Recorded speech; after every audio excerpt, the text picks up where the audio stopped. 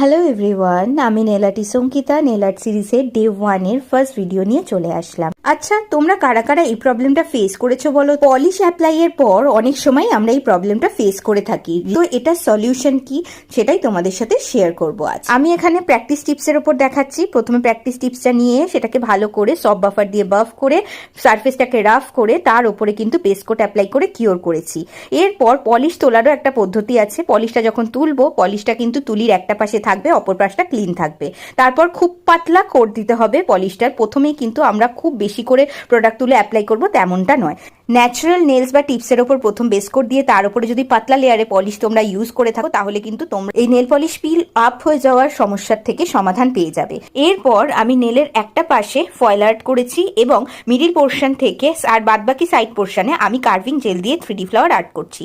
3D flower করার জন্য আমি কিন্তু এখানে সিলিকন টুল ইউজ করেছি, আর আমি সবসময় সিলিকন টুলটাই ইউজ করি। সিলিকন টুল দিয়ে কিন্তু সুন্দরভাবে প্রেস করে করে এই সুন্দর ফ্লাওয়ার মোটিভগুলো খুব ইজিলি তৈরি করা যায়। তোমরা যদি কেউ ট্রাই করতে চাও তাহলে কিন্তু একবার ট্রাই করে দেখতেই পারো। ফাইনালি মিডিল পোর্শনে কিন্তু আমি স্টোন ওয়ার্ক করেছিলাম আর চারিপাশে ম্যাট টপ কোট অ্যাপ্লাই করেছিলাম। আজকে আমার টিপস অ্যান্ড ট্রিকটা যদি তোমাদের ভালো লেগে থাকে, আরো নতুন নতুন টিপস অ্যান্ড ট্রিক পাওয়ার জন্য পেজটা ফলো করে যেও।